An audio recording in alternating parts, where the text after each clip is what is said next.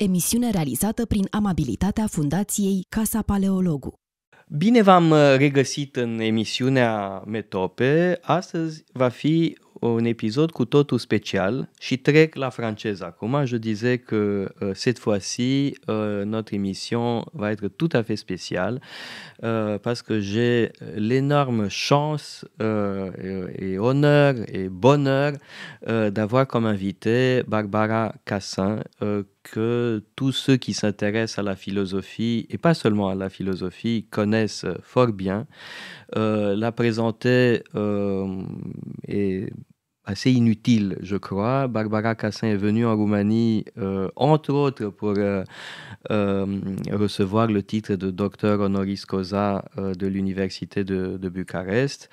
En fait, pour moi, c'est une rencontre exceptionnelle parce que, et je voudrais commencer par là, si vous voulez bien, des amis à moi m'ont donné un cadeau que je chéris beaucoup pour ma fête, pour mon anniversaire, une caricature avec le sophiste local. Bon. On a beaucoup ri de cette plaisanterie. D'ailleurs, je trouve que c'est très réussi comme caricature. Et puisque on parle un peu de la corde dans la maison du pendu, comme on dit en romain, je profite de votre présence pour parler des sophistes et de la sophistique, parce que vous avez fait vos 2 thèses, non, sur les sophistes. Oui. Vous savez, en France, il y avait une petite et une grande thèse au moment où je les faisais. Exactement. Voilà. Et la petite, c'était sur traité pseudo-aristotélicien, sur Mélissus, Xénophane et Gorgias. C'est l'une des deux versions du traité du non-être, la plus intéressante, pas celle de Sextus Le traité Empiricus. de Gorgias. Le traité de Gorgias, qui s'appelle le traité du non-être, et qui est en 2 versions, une donnée par Sextus Empiricus, une version, disons, scepticisée, et puis une version beaucoup plus violente, qui est du pseudo-aristotélicien X, on ne sait pas qui. Et elle est beaucoup plus intéressante, à mon avis. C'est celle-là que j'ai travaillée. Parce que vous donnez vraiment une dignité philosophique aux sophistes. Absolument. Et en particulier à Gorgias. Bon, parce que dans le hit parade des grands sophistes, chacun semble avoir sa spécialité. Donc, Platon nous les présente dans Protagoras. Protagoras qui enseigne la vertu, qui enseigne la science politique, qui est philosophe. Puis Hippias qui est une espèce d'encyclopédie ambulante.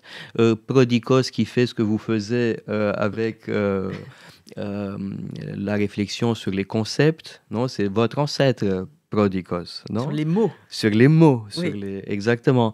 Et puis Gorgias, on a l'impression que c'est le beau parleur, oui, le rhéteur, tel qu'on le voit dans le dialogue de Platon. Et vous dites, eh bien non, en fait, Gorgias est peut-être le plus philosophe de ces sophistes. Ils sont tous philosophes, mais l'intérêt de Gorgias, c'est que justement, on a des discours, on a des textes de lui, et que ça, on peut les analyser. Le traité du non-être, c'est quelque chose d'absolument génial, à mon avis. Mais l'éloge d'Hélène aussi. Aussi, bon. Oui. Et donc, j'ai beaucoup travaillé l'ensemble des textes de Gorgias, parce qu'au moins, il y a quelque chose à travailler.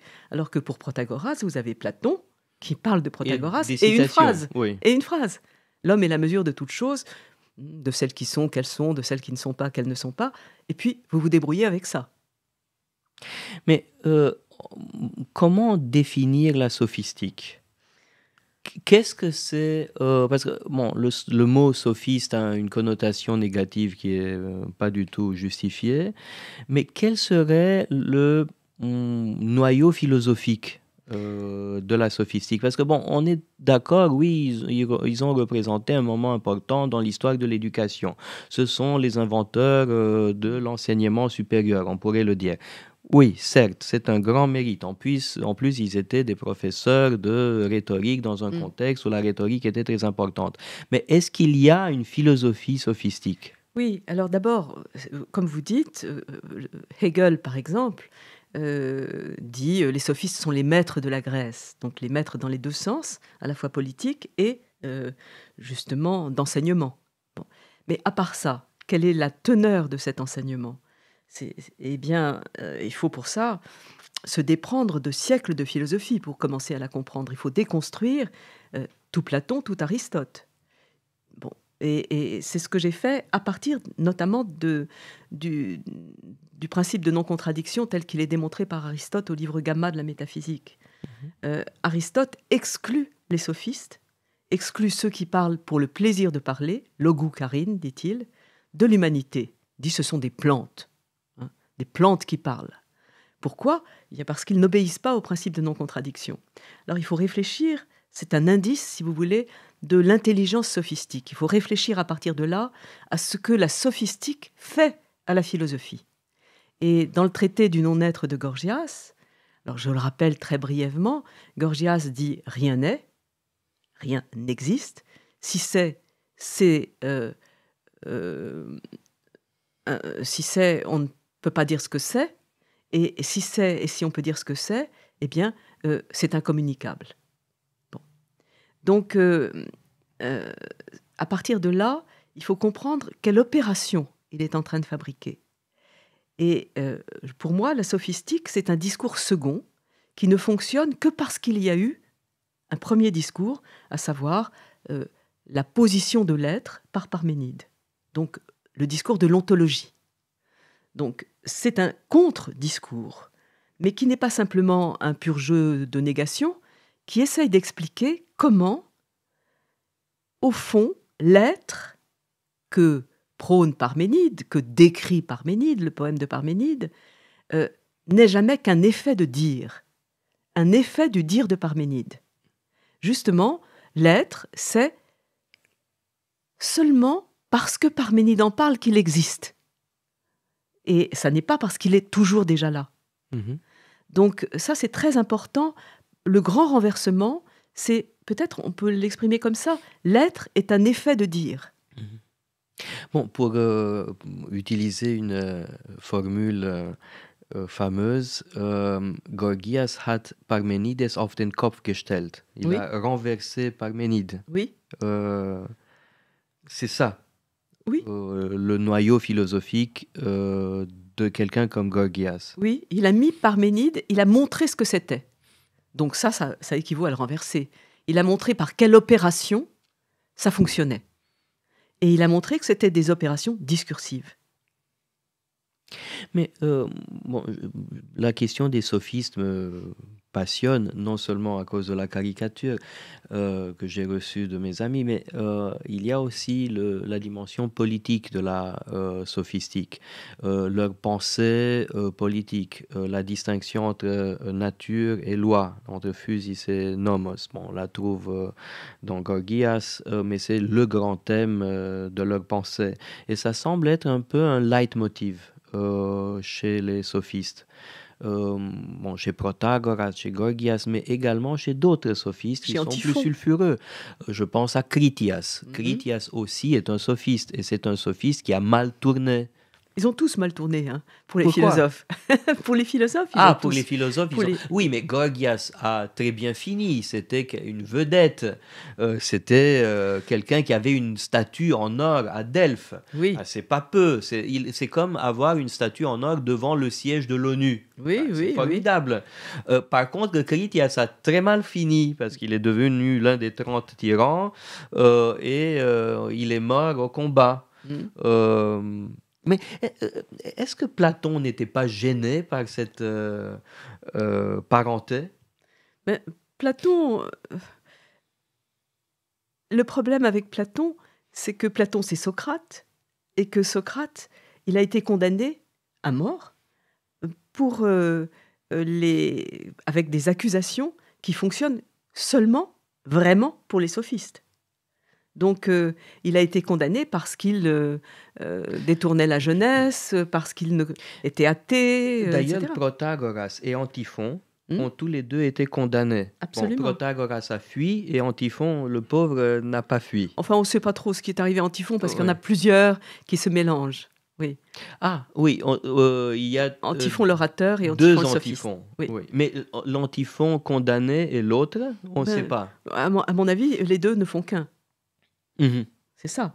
Comme d'habitude. Bon, Hein. donc il y a des procès pour impiété Mm. similaires à celui de Socrate qui ont été intentés à des sophistes. Oui. Et évidemment, dans les nuées D'Aristophane. on a les mêmes accusations. Oui. Oui. Qui vont contre Platon et contre Socrate. C'est tout à fait. Mais bon, pour moi, si vous voulez, le noyau de la sophistique, c'est la remise en cause ou la remise en cause philosophique de l'ontologie. Mhm. C'est-à-dire de ce C'est que... une anti-ontologie. Oui, c'est plutôt une manière de circonscrire l'ontologie comme un discours possible. Mhm.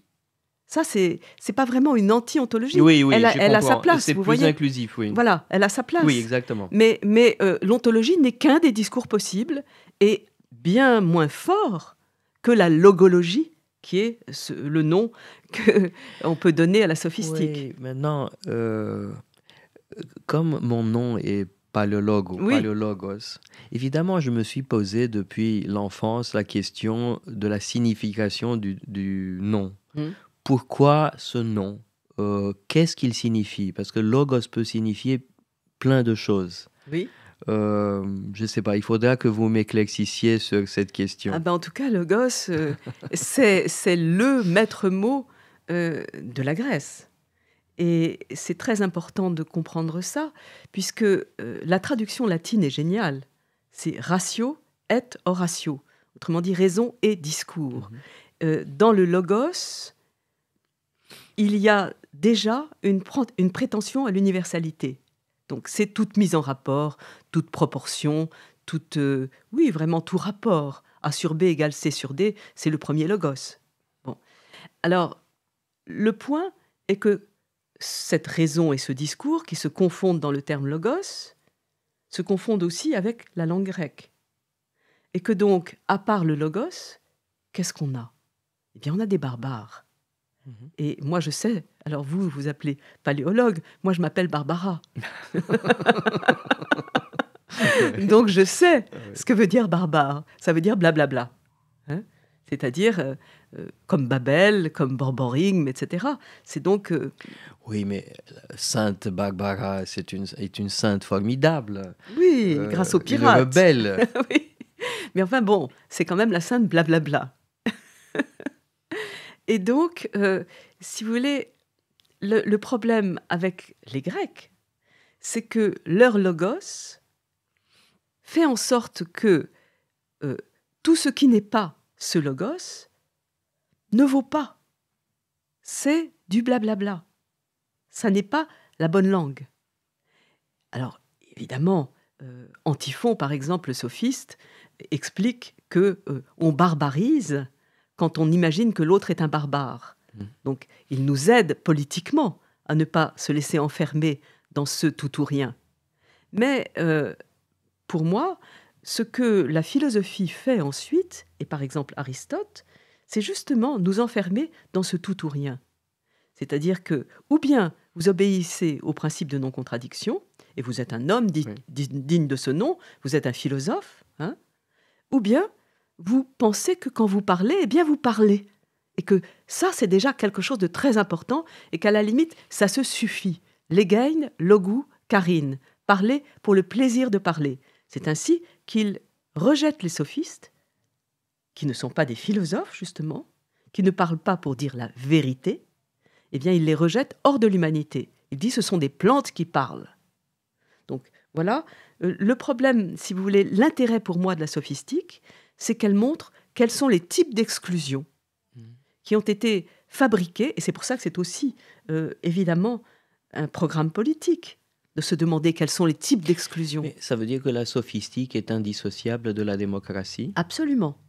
Absolument. Mais que faire d'un sophiste comme Critias, qui se tourne contre la démocratie? Mais d'abord, il y a toujours des... Je veux dire, je n'ai pas assez analysé le cas de Critias, parce que qu'est-ce qu'on en sait? On en sait ce qu'en disent toujours les antisophistes. on ne comprend pas forcément ce que ça signifie, sa position. Et pas plus que... Enfin, Critias n'est pas plus à critiquer que Platon, qui va se donner... enfin, se mettre au service des tyrans. Oui, mais enfin, Bon, il a ben, converti Dion à la philosophie, c'est quand même quelque chose. Et puis Dion a chassé l'autre, Denis le Jeune. Oui, enfin, on va pas... non, l'histoire est quelque chose Ouais, de toujours... enfin, les faits sont des fictions. ouais. Il faut bien comprendre ça. Et on le sait avec l'histoire grecque. Les faits sont des fixations, hein, mais en même temps, avec Fingo, c'est à la fois fixé et inventé. Donc on invente des fictions qu'on fixe. Et on leur donne le sens qu'on veut. Oui, on peut écrire fiction avec X. X, Ouais. comme avec Oui, Lacan, oui, oui, comme j'ai chez bien Lacan. lu ça dans votre Oui, livre. oui. D'ailleurs, j'étais récemment à Paris. Je suis allé dans une librairie et j'ai acheté ce livre plus ancien déjà sur la nostalgie. Oui. Et comme le thème m'intéresse beaucoup, je l'ai tout de suite feuilleté. J'ai vu que ça parlait d'Ulysse et d'Énée. Ce sont mes héros favoris. Oui. Depuis que ma mère me racontait les histoires d'Homère et de Virgile, je m'identifiais à Ulysse quand j'étais petit. Et puis ensuite, j'ai pensé que Énée était quand même plus proche. Donc comme ça parlait d'Ulysse et d'Énée, tout de suite j'ai acheté le livre. Mais je vois que vous parlez beaucoup en fait de Hannah Arendt. Oui.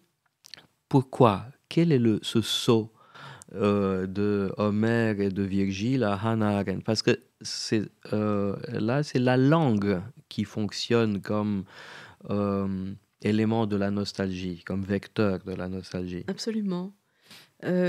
Pour Ulysse, c'est vraiment le retour, la nostalgie comme la souffrance du retour, dans tous les sens du terme. Et à quel moment est-ce qu'il sait qu'il est chez lui? Eh bien, lorsqu'il retrouve son lit enraciné, ce qui est quand même une métaphore extraordinaire de la conjugalité, hein. C'est leur signe de reconnaissance avec Pénélope. Bon. Et c'est la reconnaissance la plus compliquée, Oui, la plus la compliquée. plus laborieuse. Mais c'est parce qu'Ulysse n'a pas arrêté de mentir quand même, et qu'il était à côté de Pénélope. Lorsqu'elle pleurait, il l'entendait pleurer, il l'entendait gémir, et lui ne s'est toujours pas déclaré. Il disait Oui. qu'il était un mendiant venu de Crète, etc. Et que oui, Et il lui racontait des bobards aussi. mais des bobards terribles, en lui Oui. disant oui, oui, j'ai rencontré Ulysse, mais ne vous inquiétez pas, il va revenir. Oui, oui, je sais, non, mais je vous promets, il va revenir. Mais enfin bon, et il disait jamais que c'était lui. Et elle pleurait en rêvant qu'il était là. Et il l'entendait pleurer, et il ne l'a pas prise dans ses bras alors qu'il n'avait pas vu depuis 20 ans. Donc, elle ne peut pas croire que c'est lui. Ou plutôt, j'aurais été elle, je lui en aurais voulu à mort. Voilà. Donc, c'est pour ça que cette reconnaissance était difficile. Quand il est apparu, après s'être baigné, après avoir tué les prétendants, pendu les servantes, après avoir pris un bain, et que à nouveau la grâce s'est répandue sur son visage, comme d'habitude, chaque fois qu'il prend un bain, Athéna l'aide à être beau. Bon, eh bien, il s'est assis en face d'elle, et elle couchait les yeux en arrière, et elle refusait de le reconnaître, jusqu'à ce qu'il lui dise enfin, femme, cœur de fer, etc. On n'a jamais vu ça. Bon, Oui, oui. et à ce moment-là, elle a dit bon, d'accord, oui, c'est toi. Ça, c'est le comble, parce qu'il dit cœur de fer alors que lui-même avait... Un cœur de fer. Oui. Et alors, donc, elle dit bon, d'accord, allez, c'est toi, servante, nourrice, va préparer notre lit. Et c'est à ce moment-là qu'il bondit et qu'il dit femme, qui donc a déplacé mon lit, puisque Oui. son lit était creusé Oui, exactement. hein, dans un olivier encore enraciné, personne ne pouvait le déplacer. Donc, à ce moment-là, elle lui saute dans les bras en lui disant ah, c'est toi. Oui, oui. C'est toi mon pays. Bon, c'est donc très très beau cette reconnaissance. Ce signe de reconnaissance est sublime. Mhm. Et ça, c'est la nostalgie, c'est-à-dire le symbole même de l'enracinement. Bon. Alors ensuite, Énée. Énée, c'est très différent, puisque Énée ne peut jamais revenir chez lui. C'est un départ sans retour. Mhm. Et à quel moment est-ce que ça s'arrête, l'errance d'Énée ? Eh bien, ça ne s'arrête jamais quand il croit reconstruire Troie. Ça s'arrête quand il est ailleurs, c'est-à-dire quand il accepte de ne plus parler latin, de changer de langue. De ne plus parler grec. De ne plus parler grec, pardon, de parler latin. Oui. Uno ore fecit latinos. D'une seule bouche, nous serons tous latins, ceux chez qui j'arrive et moi-même. Bon. Donc, il accepte d'oublier sa langue. Et Arendt, c'est en effet le fil de la langue qui m'a guidée. C'est que Arendt, elle, dans l'exil et après les atrocités, dit que ce qui lui est resté, c'est sa langue. C'est-à-dire que sa patrie, c'est encore l'allemand. Ça n'est pas l'Allemagne. Elle ne s'est jamais sentie appartenir à aucun peuple, ni juif ni allemand. Mais en revanche, sa patrie, c'est sa langue. Et je trouve ça très beau de voir si vous voulez, ce passage de la patrie, c'est mon lit enraciné, à la patrie, c'est ma langue. Donc voilà la séquence qui est dans ce livre. Je dois vous avouer que tout simplement le thème m'a beaucoup intéressé dans ce livre. C'est un livre de vous, ça parlait d'Ulysse et d'Énée. Bon. Mais en même temps, j'aime mon propre projet. Je veux écrire quelque chose sur la mélancolie, qui est proche de la nostalgie. Quelle est la différence entre mélancolie et nostalgie? C'est toute une question. Et je me demandais dans quelle langue écrire ce livre. Alors, je pense que je l'écrirai en français, parce que pour un Roumain de mon type, je dirais, le français est une langue d'une certaine nostalgie. Et d'ailleurs, vous citez cette formule un Européen est quelqu'un qui a la nostalgie de l'Europe. Et il y a un côté également nostalgique dans la francophonie. Mon père a écrit un article, un essai dans les années 80, début des années 80, sur ce que c'est être européen. Il parlait du français précisément comme un critère de l'esprit européen, ce qui est sans doute très anachronique de nos jours. On pourrait dire que c'est un vieux monsieur de notre âge. Mais il y a de ça, le français comme langue d'une nostalgie, et être européen, c'est ressentir une certaine nostalgie. Parlons encore un peu plus de ce rapport entre nostalgie et langue. Et éventuellement une langue qui pour moi est étrangère sans être tout à fait étrangère. Ma langue maternelle est le roumain, bien entendu. Mais dans ma famille, on parlait français depuis plusieurs générations. Et donc, écrire en français est aussi l'appropriation d'une autre langue comme si c'était la mienne. Oui. Ben, si vous voulez, ce que vous dites me réjouit le cœur, parce que j'aimerais beaucoup que le français puisse encore être une langue de nostalgie, une langue qu'on souhaite, ça veut dire, une langue dans laquelle on veut revenir. Et je pense qu'une langue, c'est ceux qui la parlent, mais c'est ses auteurs et ses œuvres. Et en fin de compte, le français, c'est, pour moi, une langue entre autres. C'est très important que ce soit entre autres. Ça veut dire que, pour moi, la francophonie, ça se définit par le français et le français. Je pense que le français peut demeurer, et c'est comme ça que nous avons créé la Cité internationale de la langue française, à Villers-Cotterêts, oui. Dans l'idée que le français est une langue entre autres, et qu'une langue, ça n'appartient pas. Donc cette cité du français peut être une cité internationale. Ça n'est pas une forteresse assiégée par l'anglais, par exemple, par le Globish, on pourra y revenir, oui. Mais c'est une ville ouverte, donc qui peut accueillir les autres langues comme des langues comme elles, et non pas comme des barbaries, à la différence du grec logos et des barbares. Donc il faut que le français demeure une langue singulière, au milieu d'autres langues singulières, forte de ses auteurs et ses œuvres, en partage. Ça serait ce qui peut lui arriver de mieux, et ce que vous dites de votre idée du français ou de votre nostalgie du français, ça ne peut que réjouir le cœur d'une Française, mais pourvu que ça dure. Et pour que ça dure, il faut quand même que les œuvres en français, donc que les auteurs et les œuvres soient partagés. C'est-à-dire qu'il y ait des lycées français, qu'il y ait des instituts français, qu'il y ait tout simplement de l'argent mis dans ces partages. Car ces partages sont coûteux. Donc c'est mon souhait. Oui, vous parliez de l'anglais, mais l'anglais lui-même est très français. Enfin, il y a Beaucoup ce de mots livre de français. Secchellini Bien sûr.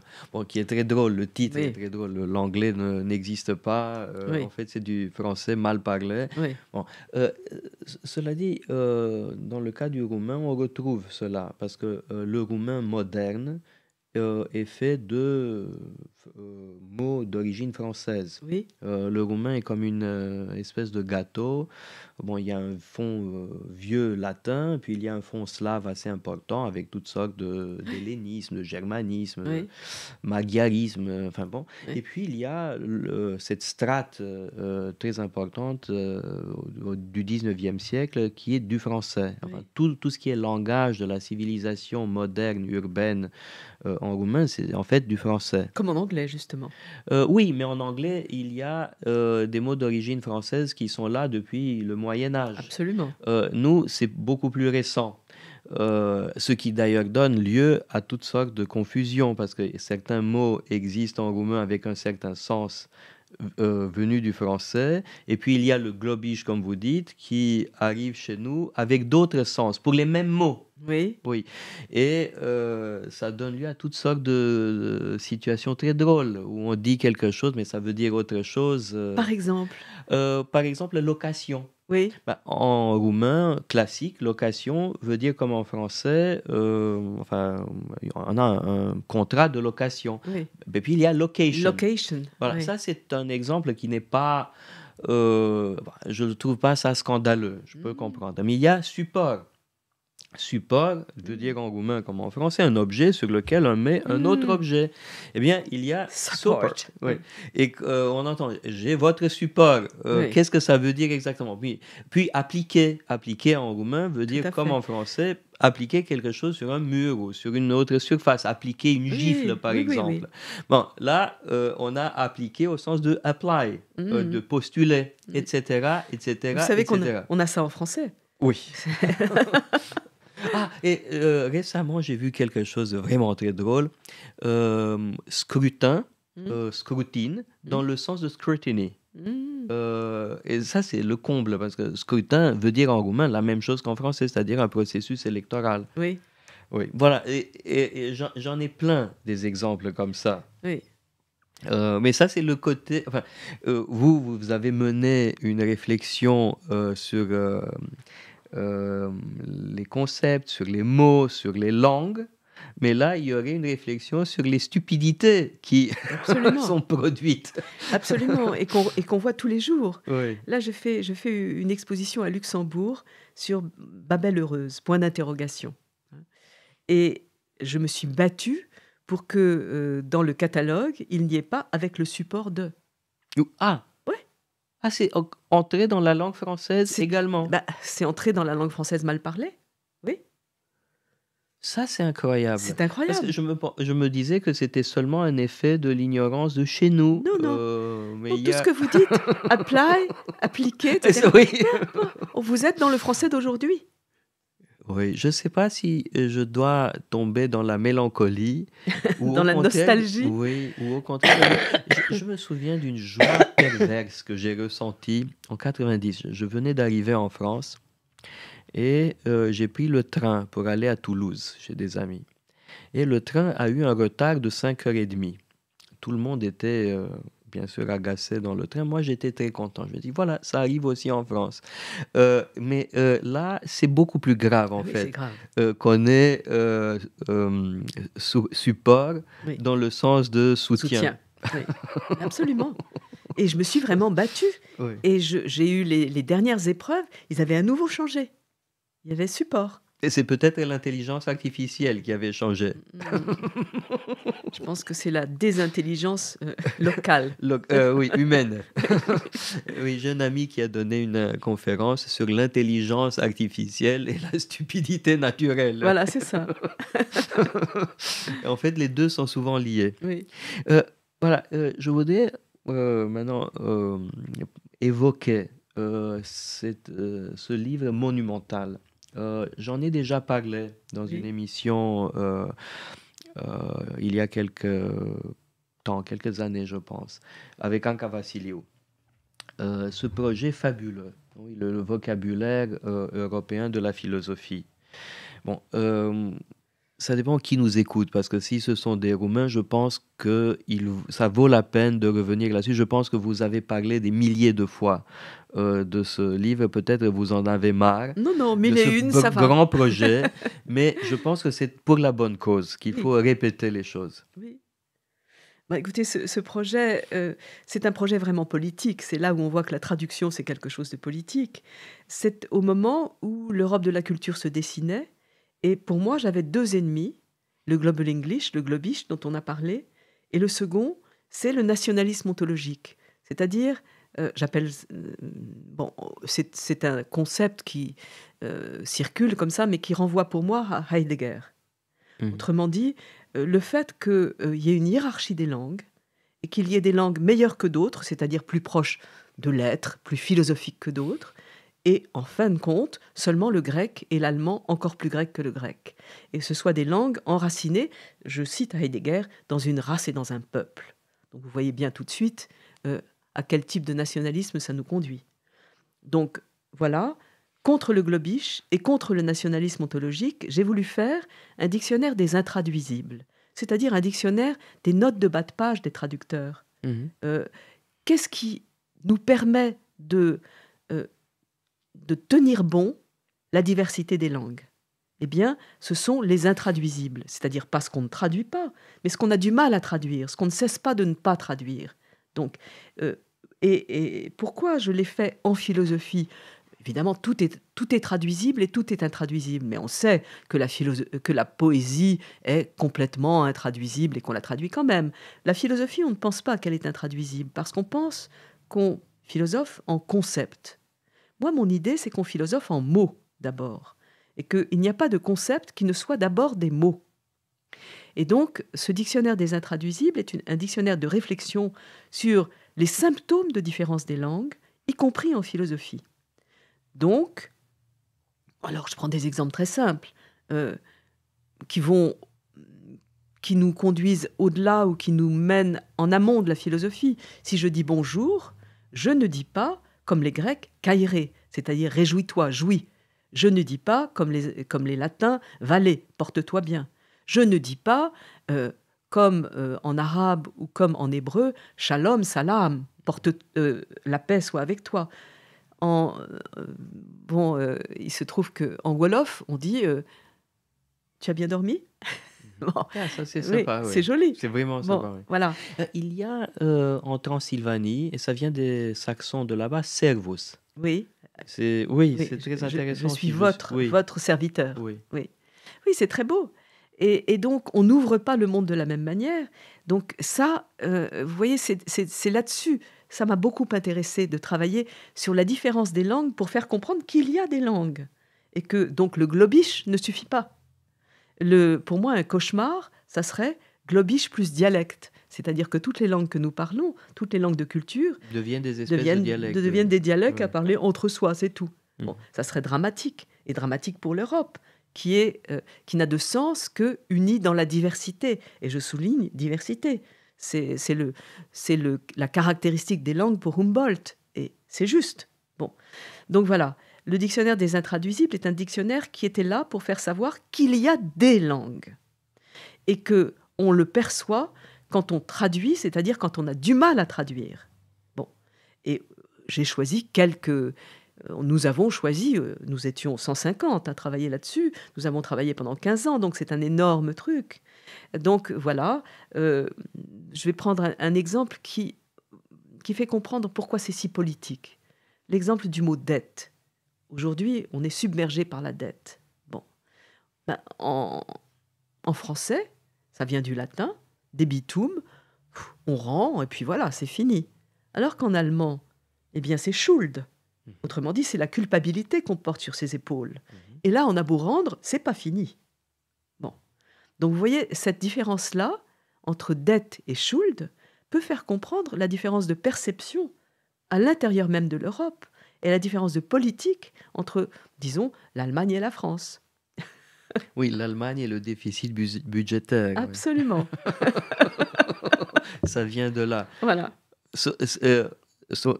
Das ist daran schuld. Oui, Voilà, absolument.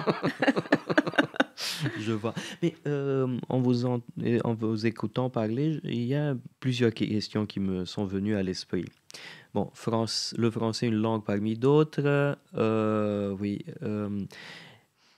Mais il y a quand même cette idée de l'universalité de la langue française. Oui, il y a cet essai écrit par Rivarol et qui a reçu le prix de l'Académie de Berlin. Absolument. Donc, La moitié du prix. Il y avait aussi un autre. Il l'a partagé. Bon. Ouais, il l'a partagé. Donc, c'est quelqu'un qui n'est pas, comme on dit, français de souche. Bon, notion qu'il faut employer avec tous les guillemets, Oui. voilà, qui écrit un discours de l'universalité de la langue française et qui est apprécié à Berlin. Est-ce que dire que le français est une langue parmi d'autres n'est pas un peu diminuer sa portée? Et justement, c'est plutôt... vous avez tout à fait raison d'évoquer Rivarol. Pour moi, Rivarol, c'est, d'une certaine manière, un sous-Heidegger, avant l'heure. Avant l'heure, oui. Oui. Ou un post-grec. Hein. C'est-à-dire qu'il dit, la langue française est la seule à garder l'ordre vrai. Oui, Sujet, c'est la question de l'ordre chez Rivarol. Sujet, la clarté, verbe, oui. complément. Oui. C'est l'ordre vrai. C'est comme ça qu'on pense. Et il dit, ça n'est pas la langue française, c'est la langue du monde. Bon, c'est terrifiant. Moi, je suis terrifiée par Rivarol. Mais oui, bien sûr. Oui, mais c'est précisément cette rigidité de syntaxique qui fait parfois que les traductions en français sont difficiles, surtout quand on veut traduire de la poésie. Oui. Bon, donc Rivarol, c'est non. Rivarol, c'est non, c'est-à-dire c'est, voyez où ça mène de croire qu'on est universel. Rivarol, c'est pour moi celui qui dit que la langue française, c'est la langue universelle. Comme les Grecs disaient, le logos, il n'y en a qu'un. Bon. Et ma position par rapport à l'universel, c'est que l'universel, c'est toujours l'universel de quelqu'un. Et là, ça se voit avec Rivarol. Bon, il y a une deuxième question qui me passait par la tête. J'ai été tout récemment à Berlin. On a eu un voyage d'études. Et à Berlin, on voit très très bien cette ambition qu'ont eu les rois de Prusse de faire de Berlin l'Athènes du Nord. Oui. Donc ça commence avec la reine Sophie Charlotte, son mari également. Puis il y a une exception, le roi Sergent, qui est une brute épaisse qui n'a rien à faire avec l'idéal athénien. Mais sinon, tous les rois de Prusse ont eu cette idée en tête, Oui. de faire de Berlin l'Athènes du Nord. C'est quand même assez surprenant. Cette ambition de créer une nouvelle Athènes. Et c'est systématique comme ambition, c'est vraiment très conséquent. Et l'idée qu'il y a une affinité, non pas seulement élective, une affinité fondamentale entre la Prusse et la Grèce. Oui. C'est étonnant quand même. C'est pas ce qui nous viendrait à l'esprit tout de suite en pensant à l'Allemagne et surtout à la Prusse. Alors, je voudrais répondre en deux temps. Le premier, c'est que tout le romantisme allemand a magnifiquement compris ce qu'était la Grèce et a été passionné par ce que c'était. Et justement, a inventé la notion d'intraduisible. Chez Humboldt, lorsqu'il traduit l'Agamemnon, il dit c'est intraduisible, mais je le traduis quand même. Bon, Ça, c'est un premier point. Donc, l'Allemagne et la Prusse héritent de tout cela. Et donc, ça donne à la fin Heidegger. Bon. Maintenant, je voudrais évoquer un deuxième type de réponse. J'ai beaucoup travaillé en Afrique du Sud, Je sais, oui. au moment de la commission Vérité et Réconciliation et un peu avant. Et là, eh bien, ce que m'ont demandé les gens de l'ANC, c'est comment est-ce qu'on pourrait faire pour construire ici une nouvelle Athènes. Oui. Autrement dit, Athènes est un mot valise, si vous voulez, pour dire démocratie vivable. Et voilà. Et bon, est-ce que c'était une démocratie vivable? Je pense que ce n'était pas une démocratie, dans notre sens, en tout cas. C'est-à-dire que... Mais dans un sens plus authentique, parce que tous les citoyens participaient. Pas les femmes, Oui, et pas les très nombreux esclaves. esclaves. Donc, c'est une démocratie que nous renierions comme démocratie aujourd'hui. Nous avons évolué dans notre idée de la démocratie. Mais si on garde le sens même du mot démocratie, c'est-à-dire que le peuple, qui reste à définir, gouverne, là oui, ça fonctionne. Là, parce que comme ça, on revient un peu à notre discussion du début Oui. sur Platon et les sophistes. Bon, chez Platon, chez Xénophon, il y a cette critique très sévère de la démocratie. Mais à mon sens, peut-être le plus grand homme d'Athènes au IVe siècle est Démosthène. Oui, Démosthène qui n'était pas du tout un petit esprit. Démosthène est un héros. C'est quelqu'un qui est mort pour une cause qu'il a défendue toute sa vie avec un talent extraordinaire et qui parlait, non pas pour ne rien dire, il parlait pour dire des choses très importantes sur la cité, sur la démocratie. Et donc, c'est le héros de la démocratie, au fond. C'est le martyr de la démocratie, c'est Démosthène. on peut dire ça.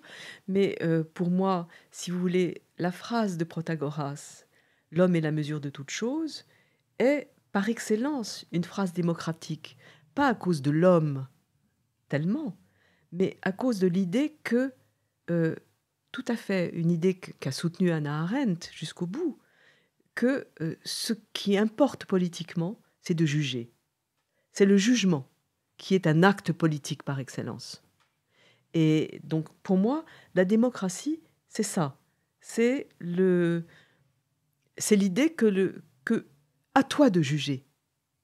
L'homme est mesure, vas-y, juge. Et si on dit ça, on commence à construire une bonne démocratie. Mais est-ce que notre démocratie est si bonne que ça?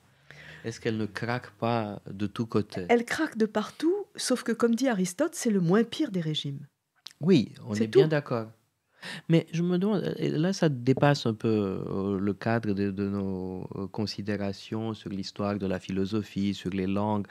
Je me demande si certains régimes démocratiques ne vont pas succomber à cette vague populiste.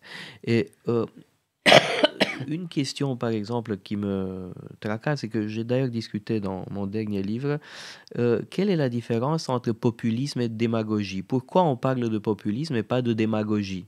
Ça, c'est une question. Est-ce que le isme à la fin de populisme ajoute quelque chose à la démagogie?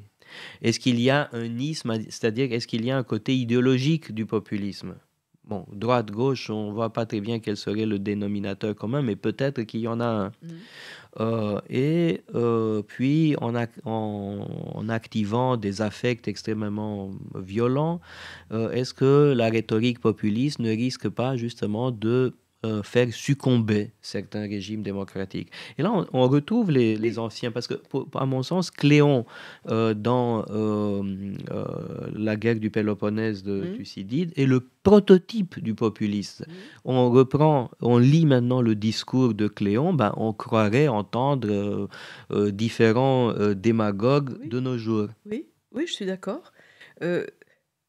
Le mauvais versant de la démocratie, c'est la démagogie. Il y a toujours un bon et un mauvais versant. Donc le mauvais versant, c'est la démagogie. La différence entre démagogie et populisme, je crois que c'est simplement que démagogie, euh, moi je l'entends de manière plus rhétorique encore, hein. C'est-à-dire qu'on va conduire à goguet, on va les conduire, on va conduire le peuple et on va le conduire en parlant et vous allez me suivre. Donc il y a un côté fureur là-dedans, Führer. Mais bon, le populisme, c'est au fond se dire, se désigner, s'approprier le peuple.